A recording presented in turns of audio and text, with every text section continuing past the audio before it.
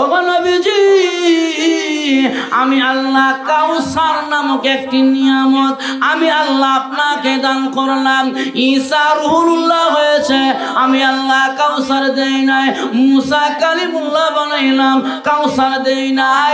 ইব্রাহিম খলিলুল্লাহ বানাইলাম, কাউসার দেই নাই। আদম সফিউল্লাহ হয়েছে, আমি আল্লাহ কাউসার দেই নাই। কিন্তু আপনি নবীকে আমি আল্লাহ হাউজে কাউসারের মতন একটি নিয়ামত দান করলাম।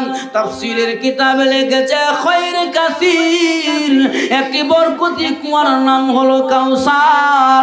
আল্লাহর নবী বলেন, এই হাউজে কাউসারের পানি যদি কোনো মানুষ একবার পান করে 50,000 বছর সূর্যের নিচে দাঁড়ায় থাকবে, তথাপি পানির পিপাসা লাগবে না।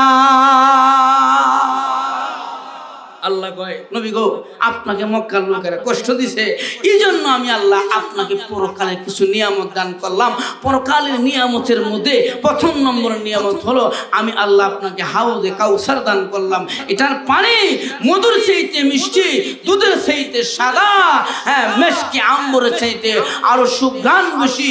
কোন মানুষ যদি একবার হাউজে কাউসারের পানি পান করতে পারে, আল্লাহর নবী বলেন 50,000 বছরের ভিতরে তার কোনোদিন পানির পিপাসা লাগে না। আল্লাহ সবাইকে হাউজে কাউসারের পানি পান করাবে। এই হাউজে কাউসারের মধ্যে এক একটা করে আংটা লাগানো আছে আর গ্লাস লাগানো আছে। সবার নামে এক একটা করে গ্লাস আছে। সবাই যার যার গ্লাস দিয়ে পানি পান করবে। আল্লাহর নবী ওই দিন আপনাকে আমাকে যদি নবীর সুন্নত তরিকা মানিয়ে যাইতে পারি, তবে শর্ত আছে। হাউজে কাউসারের পানি পান করতে গেলে 2টি শর্ত লাগবে। কয়টি শর্ত? 1 নম্বরে শিরিক করা যাবে না। 1 নম্বরে শিরিকের মতন গুনাহ করা যাবে না। 2 নম্বরে বেদাত করা যাবে না। বেদাত আমাদের সমাজে আছে না নাই? শিরিক আছে না নাই? এ ভাই, নবীর যুগে যা ছিল না ওইটাকে আনন্দ করিয়া নেক মনে করিয়া আমাদের সমাজের মধ্যে অনেক কিছু চালায়া দেয়, যাকে বেদাত বলা হয়, যেটা নবীর যুগে ছিল না আমাদের যুগে আছে। আরে মুসলমান দাবি করে অথচ হিন্দুদের তরিকায় চলে। আগামীকালকে 16 ডিসেম্বর এখন থেকেই বক্স বাজতে আরম্ভ হয়েছে। বিভিন্ন মুড়ে মুড়ে বিভিন্ন রাস্তার মাথায় বিভিন্ন ভাবে বক্স বাজাইতেছে, বিভিন্ন নগ্ন গান বাজাইয়া মানুষের চরিত্র নষ্ট করতেছে। জুড়ে কোন আছে না নাই? এজন্য 16 ডিসেম্বর মানে ওই যে নাচ গান করার জন্য বিজয় হয় নাই। 16 ডিসেম্বর মানে বড় বড় বক্সার বাজাইয়া মানুষদেরকে কষ্ট দেওয়া, এটা তো ইসলাম সাপোর্ট করে না। এসব তো হিন্দুদের কাজ, এসব তো বিধর্মীদের কাজ। ওরে মুসলমান, তুমি মুসলমানের ঘরে জন্ম নিয়া রাস্তার মধ্যে বড় বড় বক্স সেট কেমনে বাজাও, নগ্ন গান কেমনে বাজাও? তুমি তো মুসলমান। এই জন্য আল্লাহর নবী বলেন, আল গিনা রুকিয়াতুজ জিনা, গান হলো জিনার মন্ত্র। আগে গান শুনে এরপরে জিনার দিকে ধাবিত হয়, এরপরে জিনা করে। এই জন্য আমার ভাইয়ারা, আজকের সমাজ বড় নষ্ট হয়ে গেছে। পত্র পত্রিকা খুললে দেখা যায় 4 বছরের শিশু থেকে নিয়ে 80 বছরের বৃদ্ধা পর্যন্ত দর্শনের শিকার হয়। এর কারণ হলো আমাদের সমাজে এমন কিছু খারাপ গান এখনো বাজে, যার কারণে ওই গানে তাকে জিনার দিকে ধাবিত করে, এরপরে সে জিনায় লিপ্ত হয়। অতএব যদি সমাজ থেকে জিনা বন্ধ করতে হয়, সমাজ থেকে যদি প্রিজিং বন্ধ করতে হয়, আগে নগ্ন গানগুলো বন্ধ করতে হবে। আগামীকালকে যেন গান না বাজে, এটা খেয়াল রাখবেন। কারণ গান বাজায় এত কোনো উপকার নাই, গুনাহ ছাড়া। আল্লাহর নবী বলে, যদি হাউজে কাউসারের পানি পান করো, 1 নম্বরে শিরিক করা যাবে না, 2 নম্বরে বেদাত করা যাবে না। এই 2টা গুনাহমুক্ত আমল করতে পারলে আল্লাহর নবী ওই যে আংটা দিয়া উঠাইয়া সবাইকে এক একটা গ্লাসের দ্বারায় আপনাকে হাউজে কাউসারের পানি পান করবে। এখন আপনি বলতে পারেন, হুজুর কি পরিমাণ আংটা আর কি পরিমাণ গ্লাস আছে আর কি পরিমাণ পরিমাণ মানুষে পানি পান করব, এত লক্ষ লক্ষ উম্মত আমি কি পানি পান করতে পারবো? আর কি পরিমাণ উম্মত হবে। হ্যাঁ, যেহেতু সবার নামে এক একটি করে গ্লাস আছে, আল্লাহর নবী কয় সাহাবীরা রে কি পরিমাণ উম্মত যে হবে এটা আল্লাহ আমি নবীকে দেখায় দিয়েছি। সুবহানাল্লাহ। আর জোরে গান। আল্লাহর নবী বিশ্ব নবী রাহমাতুল লিল আলামিন বলেন, রে আমার সাহাবীরা, স্বপ্নের মাধ্যমে আমার আল্লাহ আমাকে সব দেখায়া দিছে। আদম থেকে নিয়ে ঈসা নবী পর্যন্ত সমস্ত নবীদের উম্মতের সঙ্গে আমি নবীকে সাক্ষাৎ করানো হয়েছে।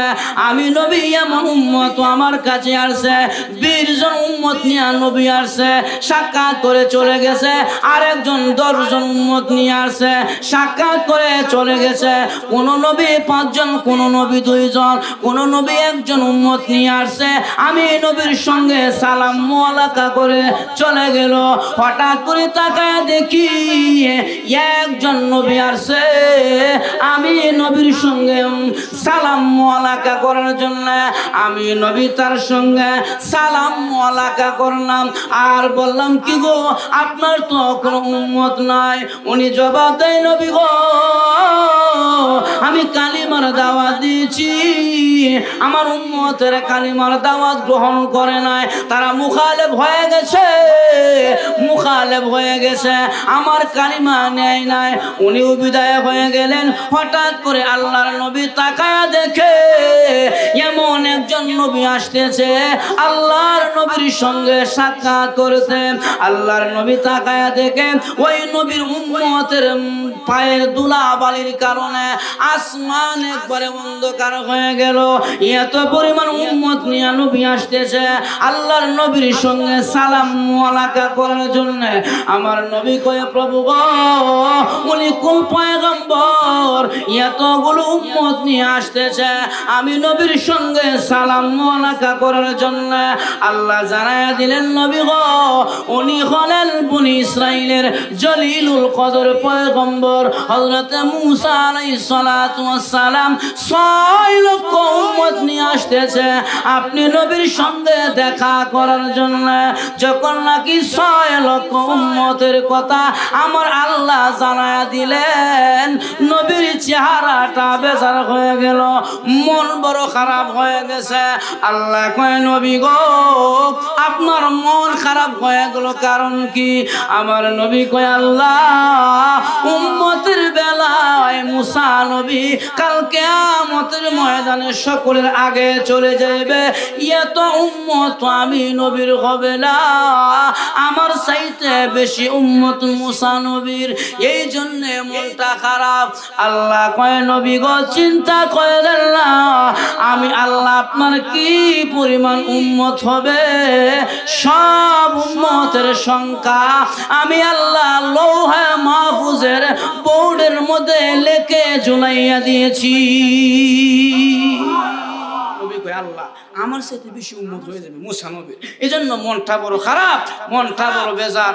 আল্লাহকে চিন্তা করেন না নবী, কি পরিমাণ উম্মত যে আপনার হবে আমি আল্লাহ সব লিখে রাখছি। আল্লাহ কোরআনে বলেন, وَكُلَّ شَيْءٍ أَحْصَيْنَاهُ فِي إِمَامٍ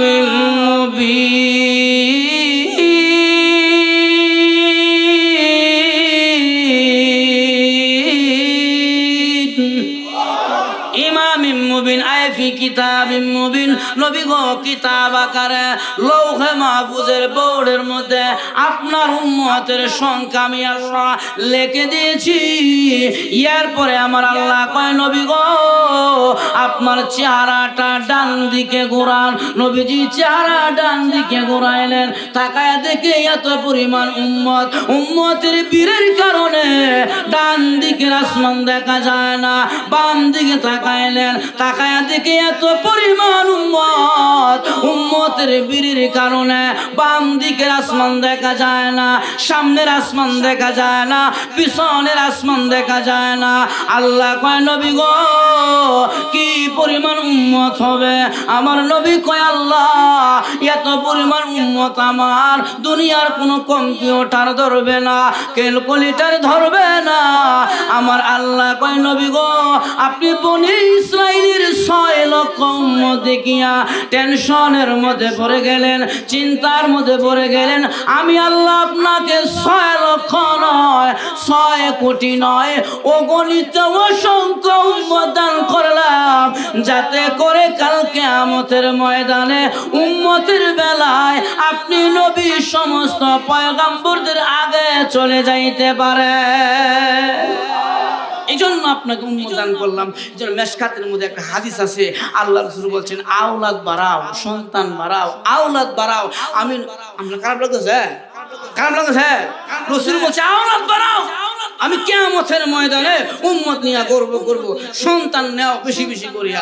কিন্তু আমাদের সমাজের এক প্রকার শিক্ষিত লোক আছে, 2টি সন্তানের বেশি নয়, একটি হলে। নবী কয় আওলাদ বাড়াও, আমি নবী উম্মত নিয়ে গর্ব করবো আল্লাহর দরতে, আমার উম্মত বেশি। আর আমাদের সমাজের কিছু তথাকথিত শিক্ষিত লোক আছে না সন্তান কমলি বাড়া। কারটা মানবেন? নবীরটা মানবেন না শিক্ষিত লোকেরটা মানবেন? বেশি বেশি সন্তান, বেশি বেশি সন্তান। আরে এখন মুসলমানের সংখ্যা বেশি লাগবে, যেরকম ঠিক না? মুসলমানের সংখ্যায় বেশি হতে হবে। আজকে মুসলমান সব জায়গায় নির্যাতিত, নিপীড়িত, মুসলমান লাঞ্ছিত। এর কারণ হলো মুসলমান তাদের ঐক্যতাকে ভুলে গেছে। মুসলমানের তারা সংখ্যায় মুসলমান কম নয়, এরপরে মুসলমান জায়গায় জায়গায় মার খায়। এর কারণ হলো মুসলমানের ভিতরে একতা নাই, যেরকম ঠিক না? মুসলমানের ভিতরে যতক্ষণ পর্যন্ত একতা না হবে, ঐক্য না হবে, ততক্ষণ পর্যন্ত মুসলমান বিজয় আনতে পারবে না। যেন মুসলমানের মধ্যে ঐক্যতা থাকতে হবে, একতা থাকতে হবে। আওলাদ বেশি বেশি করে নেবেন, নবীজি গর্ব করবে। আমার মনে হয় গাজওয়ে হিন্দের যুদ্ধের হাত সানি আমাদেরকে দিয়ে ডাকতেছে। যেইভাবে আজকে আমাদের সমাজ মুসলমান কলঙ্কিত, মুসলমান নির্যাতিত, মুসলমান নিপীড়িত, এই 18% মুসলমান, 98% মুসলমানের দেশে হিন্দুত্ববাদী, ইহুদিবাদী, জারজ, ইসকন নামের সন্ত্রাসীরা আমার মুসলমান ভাইকে মুসলমানের দেশে শহীদ করে দিয়েছে। এটার দ্বারাই বোঝা যায় আর দেরি নয়, গাজওয়ে হিন্দের যুদ্ধ মনে হয় শুরু হয়ে যাবে। এখন ঠিক কিনা? প্রস্তুতি গ্রহণ করতে হবে মুসলমান। আমরা কিন্তু পরাজয়ের জাতি নয়, আমরা বিজয়ের জাতি। বারবার বিজয় আমরা এনেছি। মুসলমান যদি ঐক্যবদ্ধ হয়ে দাঁড়ায় যায়, বেঈমানরা আমাদের সামনে 1 সেকেন্ড টিকতে পারবে না। এখন ঠিক কিনা? দুর্বল হওয়া যাবে না, দুর্বল হওয়া যাবে না। আমরা ইমানের বলে বলিয়ান হয়ে যাব। ভারত আমাদের দেশে ঢুকতে চায়, আমরা বলে ঢুকে যাও, অসুবিধা নাই। 1.5 হাতের বাঁশের লাঠি দিয়া পিটাইয়া পাছার চামড়া উঠাইয়া ফেলবো যদি আমার দেশে ঢুকে যাও। এখন ঠিক কিনা? ভারতকে আমরা ভয় পাই না। আমরা কাকে ভয় পাই? কাকে ভয় পাই? মুসলমান আল্লাহকে ভয় পায়। যেন ঐক্যবদ্ধ থাকতে হবে, এক থাকতে হবে। 5 আগস্ট এক হয়েছিলেন না? গেছেনি গেছেনি আর কি হুডাঙ্গি, কি বাহাদুর, দেশ থেকে পালায় যাব না এমন ভাবে গেছে, কিছু কইবার পারছে না। এটা জুলুমের শেষ ফলাফল। যে জাতি জুলুম করবে সেই জাতি, সেই সরকার, যে সরকারে আসবে জাতির উপরে জুলুম করবে, আল্লাহ তাদেরকে এইভাবে লাঞ্ছনা গঞ্ছনা বেইজ্জতি করিয়া ক্ষমতার চেয়ার হারা করবে। জোরে মন ঠিক কিনা? আল্লাহর নবী বিশ্ব নবী রাহমাতুল লিল আলামিন একদিন নামাজের মধ্যে হাত বাঁধিলেন। নবীজি নামাজের মধ্যে হাত বাঁধিয়া আবার সামনে হাত বাড়াইলেন। আল্লাহর নবীর সামনে হাত বাড়ানোর পরে সাহাবীরা বলে ইয়া রাসূলুল্লাহ, ইয়া হাবিবাল্লাহ, আল্লাহর নবী গো আজ আজ থেকে কি আমরা নামাজের মধ্যে হাত বাঁধিয়া সামনে হাত বাড়াইতাম না? আল্লাহর নবী কয় কেন হাত বাড়াইবাম? সাহাবীরা বলে ও নবীজি আপনি নামাজের মধ্যে হাত বাঁধিয়া সামনে কেন হাত বাড়াইলেন? আল্লাহর নবী কয় সাহাবীরা রে আমি নবী যখন নামাজের মধ্যে দাঁড়ায় তখন তাকায়া দেখি মহান আল্লাহর জান্নাত আমি নবীর সামন দিক দিয়ে আসা যাওয়া করে। রে আমার সাহাবীরা আল্লাহর জান্নাত আমি নবীর সামন দিক দিয়ে আসা যাওয়া করে। আমি নবী তাকায়া দেখি আল্লাহর জান্নাতের ভিতরে এত দামি দামি নাজার নিয়ামত, এত লম্বা লম্বা আঙ্গুরের সরা, এত বড় বড় কমলার সরা। আমি নবী দেখিয়া লোভ সামলাইতে পারলাম না। চেয়েছিলাম নামাজের মধ্যে আমার উম্মতের জন্য কিছু আঙ্গুর আর আপেল নিয়ে আসবো।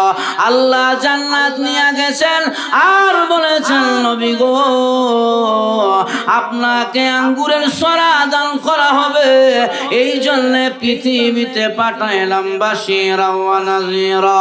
আপনি আপনার উম্মতদেরকে সুসংবাদ জানায়া দেন, যারা সুবহানাল্লাহ আলহামদুলিল্লাহর আমল করবে আমি আল্লাহ তাদের জন্য আমার জান্নাতের ভিতরে এমন এমন গাছ তৈরি করে রেখেছি। রাসূল বলেন সাহাবীরা জান্নাতের গাছের আঙ্গুরের সরা কত লম্বা জানো? সাহাবীরা বলে আল্লাহ এবং তার রাসূল ভালো জানেন। নবী কয় শোনো এক একটা আঙ্গুরের সরা যদি একটা কাক 100 বছর পর্যন্ত উড়াল পারে তথাপি জান্নাতের গাছের আঙ্গুরের সরা শেষ করতে পারবে। আল্লাহ তাআলা সুবহানাল্লাহ আলহামদুলিল্লাহ আমল করলে আল্লাহ তাআলা আপনার আমার জন্য জান্নাতের ভিতরে এমন ফলগুলো তৈরি করে রেখেছেন। এজন্য সুবহানাল্লাহ বলা দরকার আছে না নাই? আর যখন আছে না নাই? আমরা যে আসতে পেরেছি আবারও বলি আলহামদুলিল্লাহ। আমার ভাইরা এরপরে অনেক মানুষ দোকান পাড়ে রাস্তাঘাটে বসে বসে তারা যুক্তি পেশ করতেছে যে ওয়াজ যত ভালো করে আমরা ভিতরে ঢুকবো না, বাহিরে হরন দিছে, চায়ের দোকানে চা পান করবো আর ওয়াজ শুনবো। এই প্রকারের চালাক শ্রোতা আছে না নাই? এক হুজুরে ওয়াজ করছে কোথাও যদি পানি না পাওয়া যায়, আপনারা কি আমার কথা বুঝতেছেন? এক জায়গায় হুজুরে ওয়াজ করছে কোথাও পানি না পাওয়া গেলে তায়াম্মুম করে নামাজ পড়া যায়। মাসালা আছে না? তায়াম্মুমের নিয়ম বলে দিছে মাটির মধ্যে হাত মেরে, ওয়ালের মধ্যে হাত মেরে, বালির মধ্যে হাত মেরে, মাটির পাতিলের মধ্যে হাত মেরে তায়াম্মুম করবা। এক সালাক শ্রোতা বয়ে বয়ে ওয়াজ শুনে চায়ের দোকানে, যিনি চায়ের দোকানে বসে ওয়াজ শুনে সে কয়েক খেয়ালের রোগী, বেশি চা পান করলে মুখ ফুরে দেবো। আবার চায়ের দোকানের আশেপাশে কে কি গো ওইটাও শুনে, আবার মোল্লা কি ওয়াজ করে হেঁটেও শুনে। হঠাৎ তার কানে আওয়াজ গেল উযু সারা নামাজ পড়া। এখন সে বলে মৌলবীটা করতে আসি, মাঘ মাস শীতের মধ্যে পানি যে ঠান্ডা আর নামাজ পড়লে বলে ওযু লাগতো না, তাই এমন করলে চলবো। সে তো পরিপূর্ণ ওয়াজ শুনে না, ওই যে ব্যস্ততার কারণে।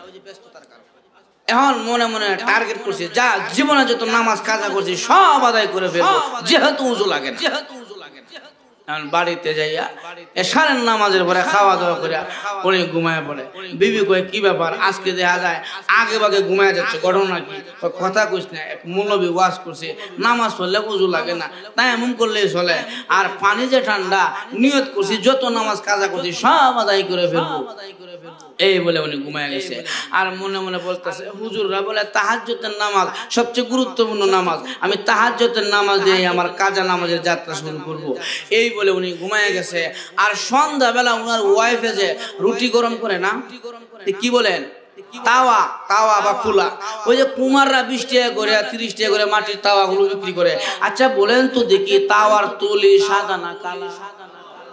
কেমন কালা? জন্মের কালা। উনার ওয়াইফে রুটি গরম করে ওই তাওয়াটা ঘরের এক পাশে রেখে দিয়েছে। ওই সালাক বেড়া রাতে 3টার সময় ঘুমাতে বসে। ওইটা যে হুজুরে বলছে মাটির পাতিলের মধ্যে হাত মেরে তায়াম্মুম করা যায়, উনি রাতে 3টার সময় ঘুমাতে উঠা এই মাটির তাওয়ার তলের মধ্যে হাত মেরে মুখ মাসায় করছে। আবার হাত মেরে ডান হাত মাসায় করছে, আবার হাত মেরে বাম হাত মাসায় করছে, অর্থাৎ তায়াম্মুম করছে। আচ্ছা বলেন তো দিকে তার সূরাটা কেমন হইছে? তাওয়ার তলিও যেমন কালো, তার সূরাত মানে কালো সুরত নিয়ে ঘরের দিকে রওনা হয়েছে তাহাজ্জুদের নামাজ পড়বে। কোন কারণে ওনার ওয়াইফের পেশাবের ব্রেক হয়েছে, হেই বেড়ে ঘুমাতে বসে ওইটা দেখে দরজার সামনে দাঁড়ায়, হাত পাও কালো। বাপ রে বাপ, এই প্রকারের মানুষ তো আমার বাপের জিন্দগিতে কোনোদিন দেখি নাই। হাই রে, শেষ রাতে মনে হয় আমার ঘরে ভূত ঢুকতেছে। বেড়ে ভূত মনে করিয়া একখান জারু আছে, মুঠটা জারু দিতে দিতে বাড়ি হয়ে গেছে। এই মুঠটা জারুটা হাতে নিয়া ভূত মনে করিয়া এমন একটা দৌড়ানি দিছে, জামাই বউর হাতের দৌড়ানি খাইয়া পল্টি দিয়া পড়ছে গিয়া পুকুরের মধ্যে পড়িয়া কই, বউরে চাইছিলাম না মাঘ মাসি তো উজু করতাম, তুই আমার গোসল করাই আসিস। তাহলে বাহিরে বইয়া ওয়াজ শুনলে বউর হাতের মায়ের খাওয়ার সম্ভাবনা আছে। ধর এখন ঠিক কিনা? এজন্য যারা বাহিরে আছেন মেহেরবানি করে চলে আসেন। আমি আপনাদের সামনে সূরা দুহার প্রথম কয়েকখানা আয়াতে কারিমা তেলাওয়াত করেছি। আমি যেই সূরা আপনাদের সামনে তেলাওয়াত করেছি, এই সূরাটা নাজিল হয়েছে মক্কায়। কোন জায়গায়? আরো কোন জায়গায়? মক্কায়। এই সূরা যখন মক্কাতে নাজিল হয় তখন মক্কার অবস্থাটা এমন ছিল, মুসলমানের সংখ্যাই ছিল কম, বেঈমানদের সংখ্যাই ছিল বেশি। আর মুসলমানের অবস্থাটা এমন ছিল, মুসলমানদেরকে বেঈমানরা কাজ করায়া পরিপূর্ণ পারিশ্রমিক না দিয়া বিদায় করে দিতেন, পরিপূর্ণ মূল্য দিতেন না। আমাদের সমাজেও এক প্রকারের বড় লোক আছে দেখবেন, গরিবদেরকে কাজ করায়া পরিপূর্ণ পারিশ্রমিক দেয়। আমাদের কোনো আছে না নাই? তো মুসলমানের সংখ্যা ছিল কম, বেঈমানদের সংখ্যা ছিল বেশি। কিন্তু আল্লাহর রাসূল সাল্লাল্লাহু আলাইহি সাল্লাম উনার চরিত্র আর কোরআনের তেলাওয়াতের আকর্ষণে বেঈমানরা কালিমা পড়ে মুসলমান হতে লাগলেন। আল্লাহর হাবিব সাল্লাল্লাহু আলাইহি সাল্লাম চরিত্র ছিল একদম খুলুকে আযীম। এই চরিত্রের আকর্ষণে, কোরআন তেলাওয়াতের আকর্ষণে বেঈমানরা কালিমার ছায়া তলে আসতে লাগলো। এমন ভাবে আসতেছে, দলে দলে মুসলমান হচ্ছে। আবু জেহেল উতবা সাহেবা কো, হায় রে, যেমন ভাবে মুসলমান হইতেছে আমাদের দলে তো লোক থাকবে না, আমাদের ধর্মে তো লোক থাকবে না। একটা ব্যবস্থা নেওয়া দরকার মুহাম্মদের বিরুদ্ধে, আর না হলে তো সব আমাদের ধর্মের লোকদেরকে ইসলামের ছায়া তলে নিয়ে যাবে। একটা ব্যবস্থা করা দরকার, কিভাবে মুহাম্মদের কালিমা বন্ধ করা যায় একটা সিস্টেম করা দরকার। এই বলে আবু জেহেল দারুন নদওয়াতে মিটিং ডাকলেন, জরুরি বৈঠক। সবার কাছে মেসেজ পৌঁছায় দিছে, আগামীকাল 10টায় দারুন নদওয়াতে জরুরি মিটিং হবে, বৈঠক হবে। হ্যাঁ, বৈঠকের মধ্যে সকলেই উপস্থিত হয়েছে, উতবা সাহেব, আবুল আহাব, সব নেতারা। আবু জেহেল ভাষণ দিছে, আজকের বৈঠকে আলোচনার বিষয়বস্তু হলো মুহাম্মদের কালিমা কিভাবে ঠেকানো যায়, মুহাম্মদের কালিমা কেমনে বন্ধ করা যায়, এইটার ব্যবস্থা করা, এইটা নিয়ে আলোচনা। এই বলে যখন নাকি ঘোষণা দিলেন, ওই জায়গার মধ্যে একজন নেতা ছিল, নাম তার নজর ইবনে হারেস। উপরের লেভেলের নেতা না, নিচু মাপের নেতা না, পাতি নেতা। যেই বেড়া নেতার উপরে ছাতা তুলে রাখে, আরে কি কয়, পাতি নেতা। দেখবেন হাই লেভেলের নেতাও বলা, নিম্নমানের নেতাও বলা, কিন্তু পাতি নেতা বলা না। আমাদের সমাজের মধ্যে সবচেয়ে বেশি জুলুম আর অত্যাচার করেছে কিছু পাতি নেতা, যার কারণে যেমন অত্যাচার করেছে অত্যাচারের ফলও তারা ভোগ করেছে। যখন ঠিক কিনা? পাতি নেতা খুব খারাপ, গলিতে গলিতে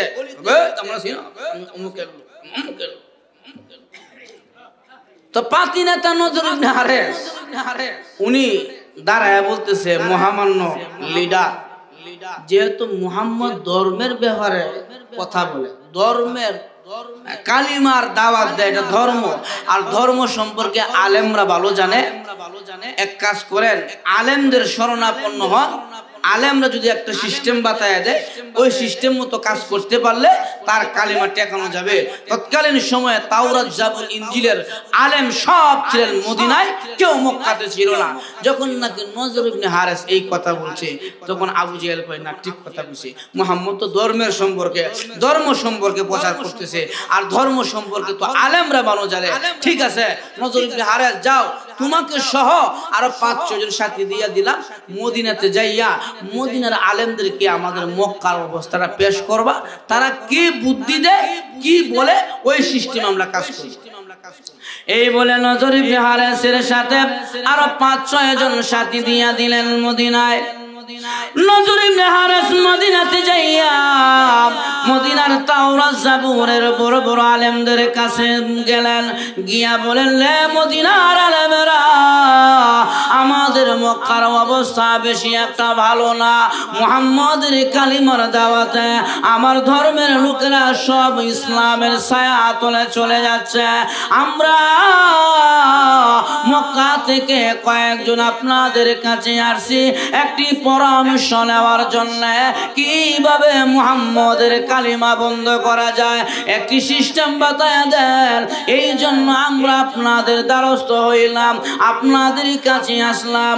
তৎকালীন সময়ে মদিনার বড় বড় তাওরাত জাবুরের আলেমেরা বললেন, ঠিক আছে, তোমরা যেহেতু আসছ, আমরা সকল আলেমরা বসিয়া বোর্ড পরামর্শের মাধ্যমে তোমাদেরকে জানায়া দিব কি করলে মুহাম্মদের কালিমা বন্ধ করা যায়।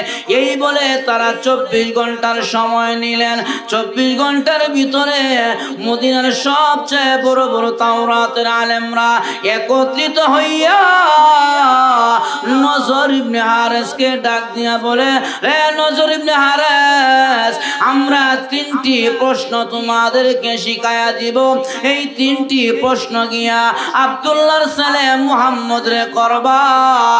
যদি 3টি প্রশ্নের জবাব দিতে পারে তাহলে সাধারণ মানুষ মনে করবা না, মনে করবা তার উপরে আল্লাহর পক্ষ থেকে ওহী নাজিল হয়।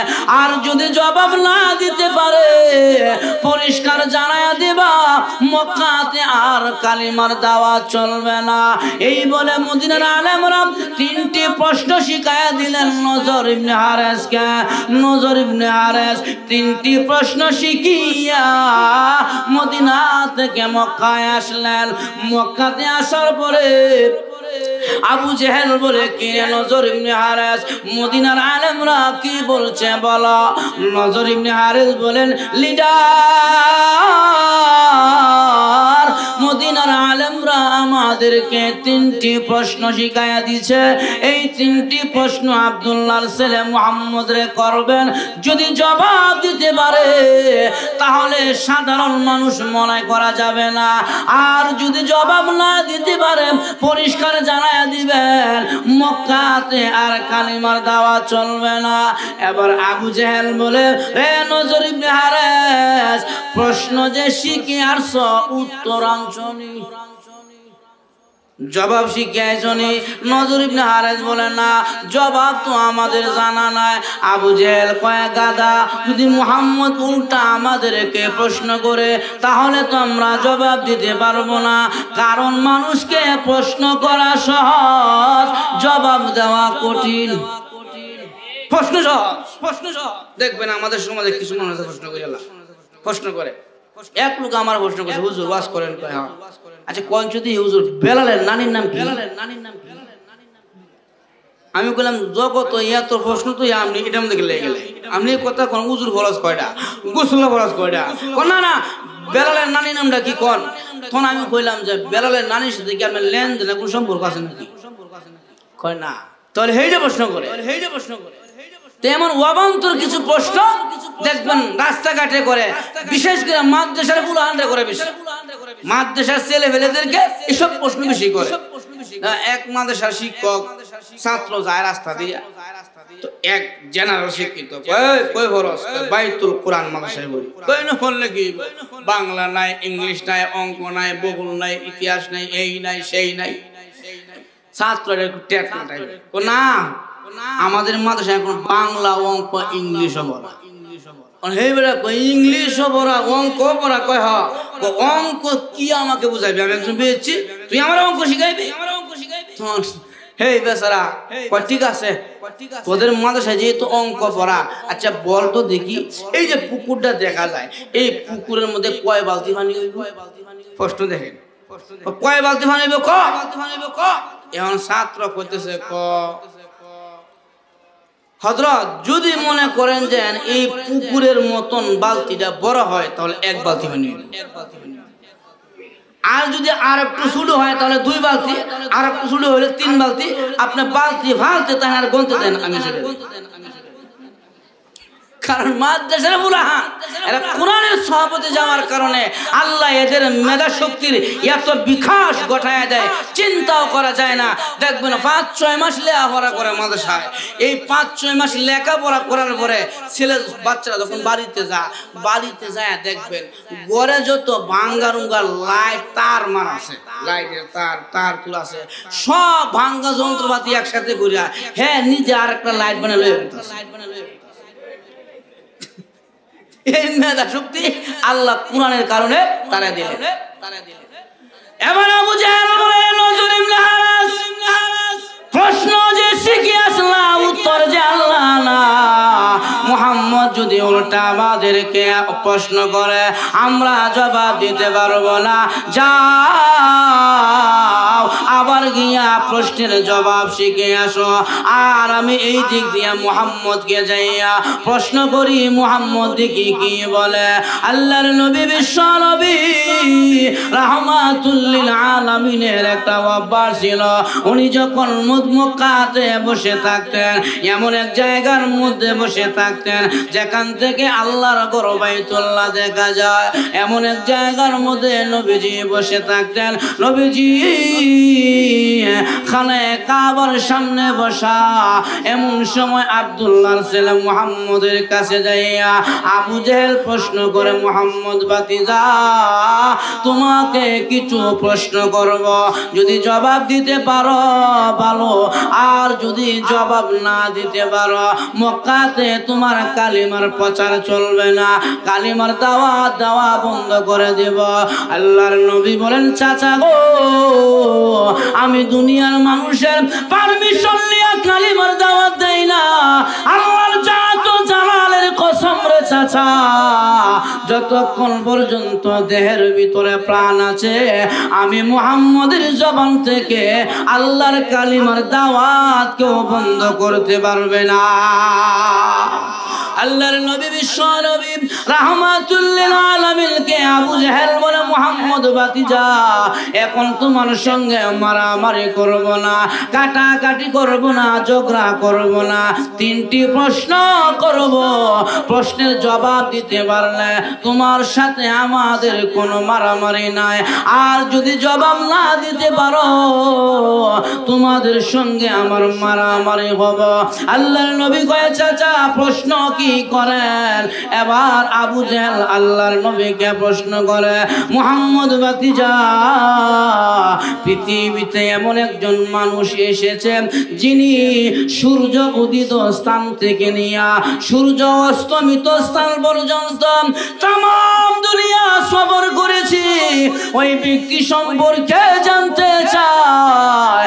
কারণ আমরা এই জায়গার মধ্যে যারা বসে আছে অনেকে আমরা সৌদি আরব যায় নাই, অনেকে আমরা লন্ডনে যায় নাই, কিন্তু মুহাম্মদ রে ওই ব্যক্তিকে যিনি সূর্য উদিত স্থান থেকে নিয়ে সূর্য অস্তমিত স্থান পর্যন্ত तमाम দুনিয়া সফর করেছেন তার সম্পর্কে জানতে চায়। 2 নম্বর প্রশ্ন হলো রে বাতিজা ওই যুবকরা যারা ইমানের টাকা যায় ইমানের পাওয়ারে গুহার ভিতরে আশ্রয় নিয়েছিলেন, ওই গুহাবাসী কারা তাদের সম্পর্কে জানতে চায়। 3 নম্বরে প্রশ্ন হলো মুহাম্মদ মানুষের কলিজা অপারেশন করে জানা যায় কলিজার ভিতরে কি হয়েছে, কিন্তু আমরা যে কথা বলি এই যে কথা বের হয় এই বাতাস যে বের হয় এই রূহ সম্পর্কে জানতে চায়। এই 3টি প্রশ্নের জবাব কখন দিবা আমাকে জানায়া দাও। আল্লাহর নবী বলেন চাচা আপনি ভালো করিয়া জানেন আমি মুহাম্মদ আমার নিজ থেকে কোনো কথা বলি না। মুহাম্মদ হারগিজ না গুফতা তা না গুফতা জিবরাইল হারগিজ না গুফতা তা না গুফতা রব্বুল জলিল। ওগো চাচা, আপনি ভালো করে জানেন আমি মুহাম্মদ আমার নিজ থেকে কোনো কথা বলি না, আমি যাহা বলি আল্লাহর হুকুমে বলি। আমি বলবো ওহী নাজিল হইলে আল্লাহ জানালে আমি আপনাকে জানাইয়া দেব। আবু জেহেল কয় ভাতিজা রে, কি পরিমাণ সময় লাগবে, সময়টা আমাকে বাতায়া দাও। আল্লাহর নবী কয় চাচা 24 ঘন্টার সময় দেন, 24 ঘন্টা পরে আমি আপনার প্রশ্নের জবাব দিয়ে দেব। আবু জেহেল কয় যাও, 24 ঘন্টার সময় দিলাম, 24 ঘন্টা পরে আমি তোমার কাছ থেকে 3টা প্রশ্নের জবাব আনসার করব। এই বলে আবু জেহেল চলে গেলেন। এই চলে যাওয়ার পরে যখন নাকি সময় অতিবাহিত হইতে লাগলেন, 12 ঘন্টা চলে গেল, 18 ঘন্টা চলে গেল, নবীর কাছে তো ওহী আসে না। আল্লাহর নবী ওহীর অপেক্ষায় আছে। কি রে, ওহী কেন আসে না? বলেছি 24 ঘন্টা পরে চাচাকে প্রশ্নের জবাব দিব। আল্লাহ যদি না জানায় আমি কোথা থেকে প্রশ্নের জবাব দিব? যখন নাকি 24 ঘন্টা সময় চলে গেল, ওহী আসলো না। আমার নবীর কাছে আবু জেহেল এসে বলেন, ভাতিজা রে, প্রশ্ন যে করেছিলাম জবাব আনসার হয়েছে কি? আবু জেহেল এই কথা বলার পরে আমার নবী কয়ে চাচা আপনি তো জানেন আমি আল্লাহর অনুমতি ছাড়া কথা বলি না, এখনো ওহী নাজিল হয় না গো, যার কারণে জবাবগুলো জানতে পারলাম না। আবু জেহেল বলে, রে মুহাম্মদ, এতদিন ধরা গেছ, এতদিনে ধরা গেছ, এতদিনে তোমাকে আটকে ফেলেছে, আর সামনে আগাইতে পারবে না। এই বলে আবু জেহেল ডাইরেক্ট দারুন নদওয়ায় চলে গেল। উতবা সাহেবা মক্কার কাফিরদের কি ডাকতে আরম্ভ করলো, রে মক্কার কাফেররা দেখি এসো, মুহাম্মদকে আটকে দিয়েছি, মুহাম্মদ বাধাগ্রস্ত হয়েছে, জবাব দিতে পারে না, মুহাম্মদ জবাব দিতে পারে না। এই বলে দারুন নদওয়া থেকে আমার নবীর বিরুদ্ধে মিছিল বের হয়ে গেল। মুহাম্মদের কালিমা মক্কায় আর চলবে না, মুহাম্মদকে মক্কাতে কালিমার এলান দিতে দেওয়া হবে না। তারা মিছিল বের করে দিয়েছে। আর ওই দিক থেকে নবীজির আপন চাচি উম্মে জামিল, আবু লাহাবের বিবি, নবীজির ঘরের পাশে তার ঘর ছিল, আবু লাহাবের বিবি উম্মে জামিল আল্লাহ নবীর কাছে এসে বলেন, মুহাম্মদ তোমার উপরে যে শয়তানরা সওয়ার হইতো, নাউজুবিল্লাহ, তোমার উপরে যে শয়তান সওয়ার হইতো, ওহী আসতো, এটা কি বন্ধ হয়ে গেছে? মুহাম্মদের আল্লাহ মুহাম্মদকে ছেড়ে দিয়েছে, মুহাম্মদকে ছেড়ে দিয়েছে, মুহাম্মদের প্রতি নারাজ হয়ে গেছে। এই বলে আবু লাহাবের বিবি উম্মে জামিল মানুষের বাড়ি বাড়ি যাইয়া আমার নবীর সম্পর্কে অপপ্রচার চালায়। আমার নবী কয়, প্রভু গো, নিজের আপন গোষ্ঠীর লোকেরা যদি আমি নবীর বিরুদ্ধে এভাবে অপপ্রচার চালায় গো, আমি কালিমার দাওয়াত কেমন করে দিব? নবীজির ভিতরটা ভেঙ্গে খান খান হয়ে গেল। একদিন, 2 দিন, 3 দিন চলে যায়, আল্লাহর পক্ষ থেকে ওহী আসে না। নবীজির মন বড় বেজার, আমার নবী কথা বলে না, খায় না, ঘুমায় না। হায় রে, কোন কারণে আমার আল্লাহ ওহী বন্ধ করে দিল তাও তো জানি না। এইভাবে যাইতে যাইতে 14 দিন যখন অতিবাহিত হয়ে গেল, 14 দিন পরে আমার আল্লাহ জিবরাইলকে ডাক দিয়া কয়, জিবরাইল রে, আমার বন্ধু যে লম্বা সাজদা দিয়েছে, আর জিবরাইল আমার বন্ধুকে আর কাঁদায় না, আমার বন্ধুকে আর কাঁদায় না, যাও, আমার বন্ধু মনে বড় কষ্ট পেয়েছে, তার মনের দুঃখ কষ্ট দূর করার জন্য আমি আল্লাহর পক্ষ থেকে আমার বন্ধুর উপরে সূরা দুহা নাজিল করে দাও। জিবরাইল আলাইহিস সালাতু ওয়াস সালাম ওহী নিয়ে আসলেন, সূরা দুহা নবীর উপরে নাজিল করে দিলেন। আল্লাহর নবী বললেন, জিবরাইল এত লম্বা সময় মক্কার লোকেরা আমি নবীর বিরুদ্ধে অপপ্রচারে নেমে গেল আমার বিরুদ্ধে তারা অপপ্রচার চালাচ্ছে আমাকে তারা বিভিন্ন ভাবে গালিগালাজ করছে এত লম্বা সময় কেন গো নবীজি জিবরাইল দেরি করলা জিবরাইল কয় নবী গো দেরি কেন হয়েছে এটা জানার আগে আল্লাহর কোরআনের একখান আয়াত আগে আপনি জানেন আল্লাহ কোরআনে বলছেন ইন্নী ফাইলুম যালিকা গাদা ইল্লা ইয়াশা আল্লাহ ওগো নবীজি আল্লাহ বলেছেন আগামী কালকের জন্য কোন প্রতিশ্রুতি দিলে ইনশাআল্লাহ বলতে হয় আপনি যে বললেন 24 ঘন্টা পরে প্রশ্নের জবাব দিবেন ইনশাআল্লাহ বলেন নাই যার কারণে আমার আল্লাহ ওহী বন্ধ করে আপনি নবীকে ইনশাআল্লাহর সবক শিক্ষা দিতেছে কোন কারণে ওহী বন্ধ ইনশাআল্লাহ না বলার কারণে হযরত জিবরাইল আলাইহিস সালাতু ওয়াস সালাম বলেন হ্যাঁ আপনি ইনশাআল্লাহ বলেন নাই যার কারণে আল্লাহ ওহীটা বন্ধ করে রাখছে আল্লাহর নবীকে আমি বলি নাই ঠিক আছে কিন্তু তৎক্ষণাৎ তো আমার ওহী নাজিল করে জানাই দিতে পারতেন যে হযরত নবী গো আগামী কালকে থেকে আপনি আগামী কালকের জন্য কোনো কিছু প্রতিশ্রুতি দিলে ইনশাআল্লাহ বলবেন জিবরাইল কয় এটা যদি আপনি সহজে তলব করে ফেলেন সহজে অর্জন করে ফেলেন তাহলে ওটার মূল্য থাকে না যে জিনিস কষ্ট করে অর্জন করা হয় ওটার মূল্য থাকে বেশি এজন্য একটু কষ্ট দিয়ে আল্লাহ তাআলা আপনাকে এটা শিক্ষা দিয়েছে এজন্য প্রত্যেক কাজ করার আগে কি বলতে হবে আর যখন কি বলতে হবে ইনশাআল্লাহ আমরা বলি জায়গা মতো করি না দেখবেন দাদা মসজিদের বারান্দায় বসে আছে নাতি বাজারে যায় দাদা কো কিরে নাতি কই যাস কই বাজারে যাচ্ছি বলে কেনে কয়টা খাসি কিনে আনতাম বাচ্চারা রাকিকা দাদা কই খাসি কিনে আনবি ভালো কথা ইনশাআল্লাহ বলা দরকার আছে নাতি কই ইনশাআল্লাহ দরকার নাই পকেটে টাকা আছে বাজারে খাসি আছে ইনশাআল্লাহ কি দরকার দাদা কই দেখ নবীর সুন্নাত কোনো কিছু করার আগে ইনশাআল্লাহ বললে ওই কাজের মধ্যে আল্লাহর পক্ষ থেকে রহমত নাজিল হয় এই বলে দাদা সবক শিক্ষা দিলেন নাতি চলে গেছে ইনশাআল্লাহ আর কয় নাই এবার দাদা মাগরিবের নামাজ পড়ে আবার মসজিদে বারান্দায় বসে তাসবিহ করে দেখে নাতি চেহারাটা বেজার করে বাজার থেকে এবং দাদা দিকে কিরে খাসি কই নাতি কয় ইনশাআল্লাহ টাকা চুরে নিয়ে গেছে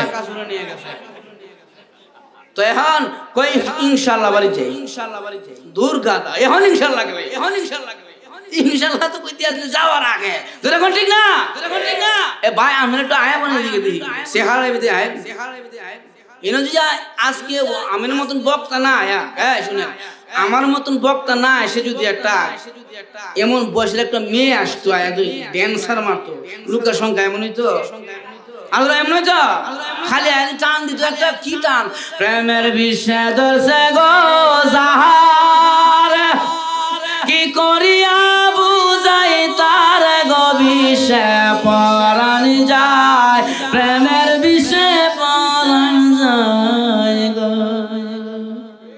ইত্তা গানের শিল্পী একটি মানুষের সংখ্যা হইল মানুষ জায়গা হইল না ঠিক না যেন ভাই আসেন বরকতি মাহফিল তো আমার ভাইয়ারা ইনশাআল্লাহ বলতে হয় কোনো কাজ করার আগে ইনশাআল্লাহ না বলার কারণে আল্লাহ রাসূলের উপরে 14 দিন ওহীটা বন্ধ ছিল তখন আল্লাহ রাসূল সাল্লাল্লাহু আলাইহি সাল্লাম মনে খুব কষ্ট পেলেন আল্লাহ কয় হাবিব আপনি কষ্ট করছেন জানি এজন্য আমি আল্লাহ আপনাকে সান্ত্বনা দেওয়ার জন্য সূরা দুহা নাযিল করলাম আল্লাহ বলেন ওয়াদুহা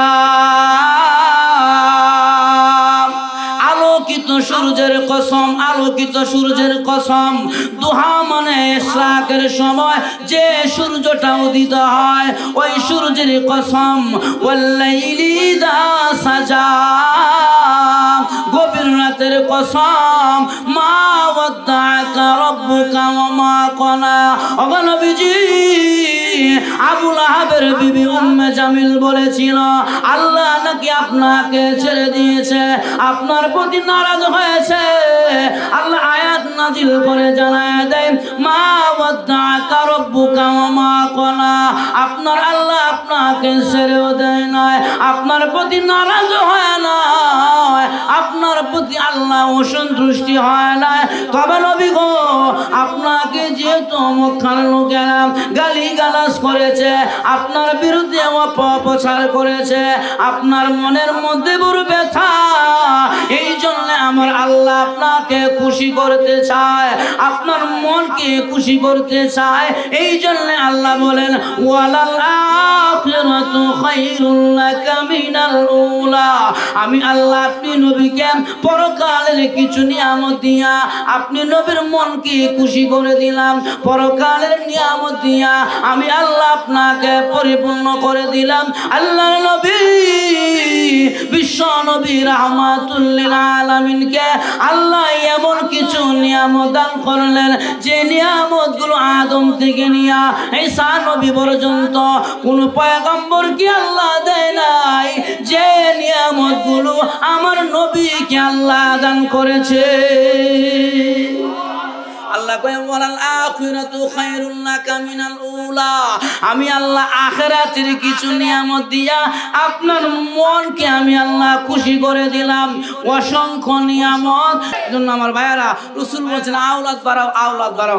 আমি নবী আওলাদ নিয়ে উম্মত নিয়ে গর্ব করব আল্লাহ রাখবো। এই জন্য আমার ভাইয়ারা বিশ্ব নবী রাহমাতুল লিল আলামিন বলেন আমার উম্মতেরা আমি নবীকে আল্লাহ হাউজে কাউসার দান করেছে। আমি নবী বিশ্ব নবী ওই দিন হাউজে কাউসারের গোড়ার মধ্যে বসিয়া আমি নবীর রহমতি হাত দিয়া বরকতি পানি উঠাইয়া উঠাইয়া আমার উম্মতদেরকে আমি নবী পানি পান করাবো। এই নিয়ামত একমাত্র আমার আল্লাহ দিয়েছে। এর কারণ হইল ওই যে মক্কার লোকেরা আমারে কষ্ট দিয়েছে, বিনিময় আল্লাহ হাউজে কাউসার দিয়েছে। 2 নম্বরের নিয়ামত হলো আমার আল্লাহ কয় ওগো নবীজি 2 নম্বরের যে নিয়ামতটা আমি আল্লাহ আপনাকে দিলাম সেটা হলো সবাই যার যার জায়গা থেকে হাসরের দিন উলঙ্গ অবস্থায় উঠে দাঁড়াইবে, কিন্তু আমি আল্লাহ আপনি নবীকে এমন একটা সম্মান দিলাম, আপনি নবীকে উলঙ্গ অবস্থায় আপনার জায়গা থেকে উঠাবো না। ওগো নবীজি হাসরের মাঠে আপনি নবীকে আপনার জায়গা থেকে এমন ভাবে আমি উঠাবো, আপনাকে জান্নাতি পোশাক পরিধান করাইয়া আপনার জায়গা থেকে আমি আল্লাহ উঠাবো। সবাই যার যার জায়গা থেকে উলঙ্গ অবস্থায় উঠিয়া হাসরের মাঠে হেঁটে হেঁটে যাইবে, কিন্তু আমি আল্লাহ আপনি নবীকে হেঁটে হেঁটে যেতে দিব না। আমি আল্লাহ আপনার জন্য একটা বাহনের ব্যবস্থা করে রেখেছি, সেটা হলো এমন একটি বাহন যেটাকে আমি আল্লাহ গঠন করেছি হীরা মণি মুক্তা দ্বারা, ইয়াকুত পাথর দ্বারা। আমি আল্লাহ ওই বাহনটাকে তৈয়ার করেছি, আমি আল্লাহ ওই বাহনের মধ্যে লাগাম দিয়েছি, লাগামটা হবে স্বর্ণের। আপনি নবীকে ওই দামি বাহনের মধ্যে উঠাইয়া আমি আল্লাহ সম্মানের সাথে আপনি নবীকে জায়গা থেকে উঠাইয়া বাহনে উঠাইয়া হাসরের মাঠে নিয়ে আসবো। তখন আমার নবী বলে আল্লাহ এই দামি যে গুড়াটা আপনি আমাকে দিবেন হাসরের মাঠে যাওয়ার জন্য, ওই গুড়ার যে লাগাম হবে গো, ওই গুড়ার লাগামটাকে বহন করবে, তার নামটা একটু জানায়া দেন। আমার আল্লাহ কয় নবী গো আপনার সাহাবীদের ভিতর থেকে আপনি যাকে মনে চায় ওই দামি গুড়ার লাগামটা আপনি তাকে দায়িত্ব দিয়া দেন। আমার আল্লাহর নবী কয় না গো প্রভু, আমার কাছে সমস্ত সাহাবীরা সম্মানের, আমি কার নাম বলবো? একজনের নাম বললে অন্যজন মন খারাপ করবে। আল্লাহ তুমি আমাকে বলে দাও আমার দামি গুড়ার লাগামকে বহন করবে, বাহনের গুড়ার লাগামকে বহন করবে। আমার আল্লাহ কয় নবী গো ওই দিন আপনার দামি বাহনের গুড়ার লাগাম বহন করবে আপনার সাহাবীদের মধ্যে আপনার সবচাইতে কাছের সাহাবী হযরত বেলাল হাবশী রাদিয়াল্লাহু আনহু। যদিও বেলাল কালো ছিল, ওই দিন দামি গুড়ার লাগাম ধরে ধরে নবী নবীকে হাসরের মাঠে নিয়ে যাবে সম্মানের সাথে। এই সম্মান আল্লাহ কেন দিলেন?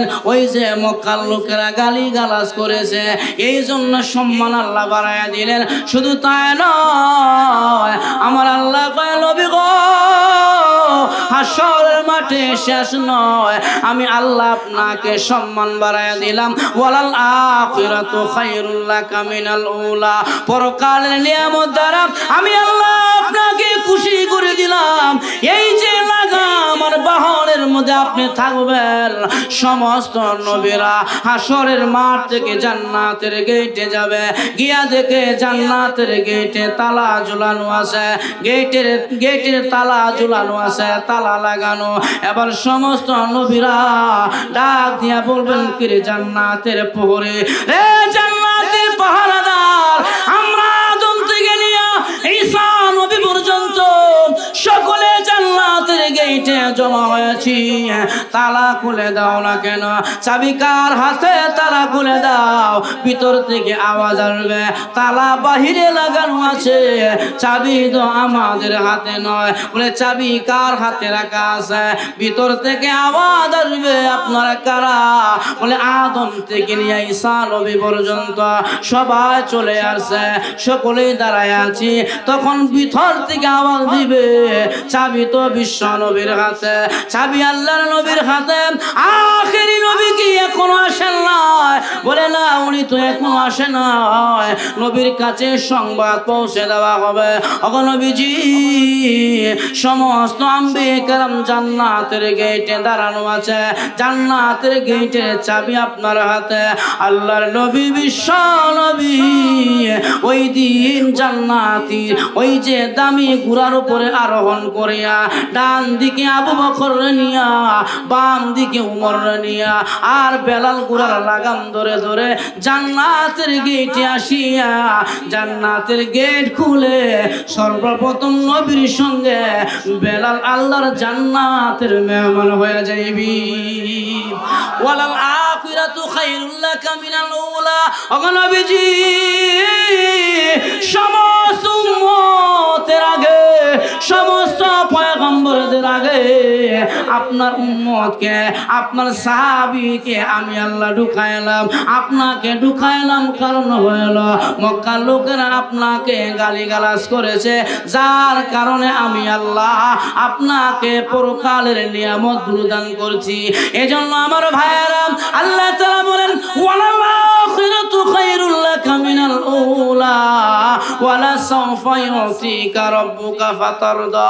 ওগো নবীজি আরেকটি ওয়াফার আমি আল্লাহর পক্ষ থেকে, যেহেতু মক্কার লোকেরা আপনাকে কষ্ট দিয়েছে, আরেকটি নিয়ামত হলো আমি আল্লাহ ওয়াদা দিলাম, ওয়ালা সাওফা ইউতিকা রাব্বুকা ফাতারদা। আমি আল্লাহ উম্মতের ব্যাপারে আপনি নবীকে সন্তুষ্টি করব, উম্মতের ব্যাপারে আপনি নবীকে দিতেই থাকব, আপনি নবীকে খুশি করে দিব।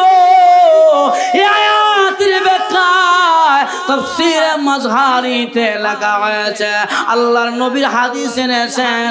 নবী বলেছেন, আল্লাহ আমি এত তাড়াতাড়ি খুশি হব না। ওই দিন আমার আল্লাহ আমার নবীকে কিছু উম্মতদেরকে জাহান্নাম থেকে উঠাইয়া জান্নাতে দিয়ে বলবেন, হাল রাদিতু ইয়া মুহাম্মদ, মুহাম্মদ তুমি কি খুশি হয়েছ? নবী কয় না, আমার এখনো উম্মত জাহান্নামে আছে। আল্লাহ কয়, জান গো নবীজি, দ্বিতীয়বারের মতন আপনার আরো কিছু জাহান্নামী উম্মতদেরকে আমি আল্লাহ আপনার উসিলায় মাফ করে দিলাম, জান্নাতে ঢুকায়া দিলাম। এরপরে আমার আল্লাহ বলবেন, হাল রাদিতু ইয়া মুহাম্মদ, ওগো নবীজি আপনি কি খুশি হয়েছেন? নবী কয় না, আমি খুশি হতে পারি না। তৃতীয়বারের মতন আমার আল্লাহ আরো কিছু উম্মতদেরকে জাহান্নাম থেকে উঠাইয়া জান্নাতে ঢুকায়া দিবে।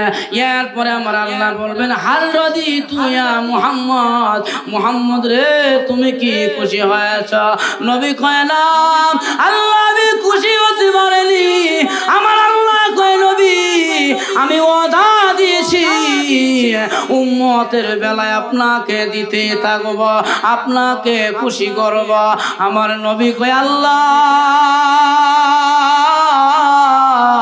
যতক্ষণ পর্যন্ত আমার একজন উম্মত রে জাহান্নামের আগুনে থাকবে আমি নবী ততক্ষণ পর্যন্ত খুশি হব না, আমি নবী ততক্ষণ পর্যন্ত খুশি হব না। আমার আল্লাহ কয় নবী আমি ওয়াদা দিয়েছি আপনাকে খুশি করব, তবে নবী গো আমি আল্লাহ প্রয়োজনে আপনার সমস্ত উম্মতদেরকে জাহান্নাম থেকে উঠাইয়া জান্নাতে ঢুকাইয়া আমি আল্লাহ আপনি নবীকে খুশি করে দিব।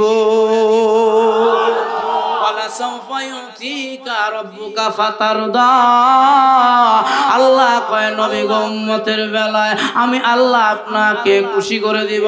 আলাম ইয়াজিদিকা ইয়াতীমান ফাআওয়া ওয়া ওয়াজাদাকা দাল্লান ফাহাদা ওয়া ওয়াজাদাকা আইলান ফাগনা ফাআম্মাল ইয়াতীমা ফালা তাকহার ওয়া আম্মাস সাইলা ফালা তানহার ওয়া আম্মা বিনি'মাতি রাব্বিকা ফাহাদ্দিস। আয়াতগুলোর মধ্যে কিছু আদেশ আল্লাহ করেছে, কিছু নিষেধ আল্লাহ করেছে। আল্লাহ বলেছেন নবী আমি আপনাকে ইতিম অবস্থায় পেয়েছি, এরপরে আমি আল্লাহ আশ্রয় দিয়েছি। আমি আল্লাহ আপনাকে গরিব অবস্থায় পেয়েছি, ফাগুনা আমি আল্লাহ আপনাকে ধনী বানায়া দিলাম। অতএব নবী গো ও আম্মা সাইলা ফালা তানহার, ও নবীজি যেহেতু আপনার ধন সম্পদ ছিল না, আপনি ছিলেন একদম গরিব, আমি আল্লাহ আপনাকে ধনী বানায়া দিলাম। অতএব ধনীর দুয়ারে যদি কোনো সায়েলকারী আসে গো আল্লাহর নবী আপনার দরবারে কোনো সায়েলকারী আসলে সাবধান, তাকে তাড়ায়া দিয়েন না, দৌড়াইয়া দিয়েন না। এটা আমি আল্লাহর পক্ষ থেকে আদেশ, কিছু দিয়া তাকে বিদায় করেন। 2 নম্বরে নবী গো আমি আল্লাহ আপনাকে এতিম অবস্থায় পেয়েছি, শুধু পেয়ে আপনাকে ছেড়ে দেয় না, আমি আল্লাহ আপনাকে এতিম অবস্থায় পাওয়ার পরে আমি আল্লাহ আপনাকে আশ্রয় দিয়েছি। আমি আল্লাহর পক্ষ থেকে আপনার কাছে আবেদন, কোন এতিম যদি আপনার সামনে আসে গো সাবধান, এতিমকে এমন ভাব যে এতিমের মনের মধ্যে কষ্ট থাকে। ওগো নবীজি এতিম আমার কাছে এত দামি গো নবী, আমি আল্লাহ এতিমকে ভালোবাসি, আমি আল্লাহ এতিমরে বড় মহব্বত করি। যার মা নাই বাবা নাই আমি আল্লাহ তার কফিল হয়ে যায়, আমি আল্লাহ তার জিম্মাদার হয়ে যায়। এই জন্য আল্লাহর নবী বলেন উম্মতেরা রে এতিমরে যদি কষ্ট দাও আমি নবীরে কষ্ট দেওয়া হয়। আমি নবীর চাইতে এতিম দুনিয়াতে কেউ ছিল না। আমি দুনিয়াতে আসার আগে আমার বাবা বিদায়, কিছুদিন না যাইতে আমার মা বিদায় হয়ে গেছে, আর কিছুদিন না যাইতে চাচা দাদা বিদায় হয়ে গেছে। আমার মতন এতিম কেউ নয়। আল্লাহর নবী কয় উম্মতেরা রে এতিমরে যদি মহব্বত করো ভালোবাসো, রাসূল কয় রে উম্মত এতিমের মাথায় যদি হাত বুলায়া দাও, হাতের নিচে যতগুলো পশম তোমার পড়বে রে, প্রত্যেকটি পশমের বিনিময় একটি করে নেক আমল তোমার আমল নামার মধ্যে লেখা হয়। এতিমরে এত মহব্বত করতেন, এত ভালোবাসতেন রাসূল আল্লাহর নবী। কেন? এতিম ছিলেন আমার নবী, এতিম ছিলেন আমার নবী, নবীর চাইতে এতিম কেউ নাই। আল্লাহর নবী এতিমরে কি পরিমাণ ভালোবাসতেন লক্ষ্য করে দেখেন। আল্লাহর নবী একদিন ঈদগাহের দিকে রওনা হয়েছে, মাঠে যাবে, তাকায় দিকে রাস্তার পাশে একটি ছেলে এলোমেলো চুল, মাথার মধ্যে তেল নেই, গায়ে ভালো কাপড় নেই। অন্য অন্য ছেলেরা ভালো জামা কাপড় পরে সুগন্ধি ব্যবহার করে বাবার আঙ্গুলে ধরে ধরে ঈদগাহের মাঠে যাচ্ছে, কিন্তু একটি ছেলে এলোমেলো চুল, গায়ে ভালো কাপড় নাই, গায়ে সুগন্ধি নাই, রাস্তার পাশে দাঁড়াইয়া চোখের পানি ছেড়ে কাঁদতেছে। আল্লাহর নবী ছেলেটার কাছে গেলেন, ওই ছেলেটার কাছে যায় বললেন ছেলে রে, অন্য অন্য শিশুরা নতুন কাপড় পরিধান করে সুন্দর বাবার আঙ্গুলে ধরে ধরে তারা মাঠে যায় নামাজ পড়ার জন্য। আরে বাচ্চা তুমি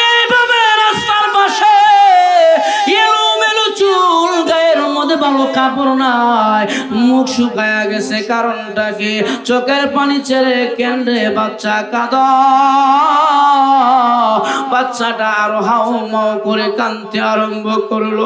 আল্লাহর নবী কয়, বাচ্চা কাঁদিস কেন? বাচ্চা বলেন, নবী গো, আপনি যাদেরকে দেখতেছেন তাদের গায়ের মধ্যে ভালো কাপড়, মাথার মধ্যে তেল এবং গায়ের মধ্যে সুগন্ধি লাগাইয়া বাবার আঙ্গুলে ধরে ধরে ঈদগার মাঠে নামাজ পড়ার জন্য যায়। আমি রাস্তার পাশে বসে আছি। ওগো নবীজি, আমার যে মা নয়, আমার যে বাবা নয়, আল্লাহ আমার দুনিয়াতে ছোট থাকতে এতিম বানায়া দিয়েছে। ওগো নবীজি, আমি বাচ্চার বাবা নাই, মা নাই। যদি আমার মা থাকতো, সকালবেলা আমার গোসল করাইয়া ভালো কাপড় পরাইয়া আমার মুখের মধ্যে লুকমা উঠাইয়া দিত। বাবার আঙ্গুলে ধরে ধরে আমি ঈদগাহের মাঠে যাইতাম। আজকে আমি ঈদগাহের মাঠে না যাইয়া রাস্তার পাশে বসে আছি। আমি জানি গো, এই দিক দিয়ে এতিম নবী মাঠে যাবে। আমার নবী যদি আমাকে দেখে, এতিমের মর্ম আমার নবী বুঝে। এই কথা যখন বাচ্চা বলে, আমার নবীর চোখ দিয়া পানি ঝরতে আরম্ভ করলো। বাচ্চা কান্দিস না, আয় আমি নবীর সাথে আয়। আল্লাহর নবী বাচ্চাটাকে বাড়িতে নিলেন। বাড়িতে নিয়া আম্মা জান আয়েশাকে ডাক দিয়া বললে, আয়েশা গো, এই বাচ্চাটাকে ভালো করে গোসল করায়া দাও। হাসান আর হুসাইনের জন্য যে জামা এনেছি, একটা জামা বাচ্চাটার গায়ে লাগায়া দাও, মাথায় সুগন্ধি লাগাও, ভালো এক লোকমা খাবার তার মুখে উঠায়া দাও। আম্মা জান আয়েশা তাই করলেন।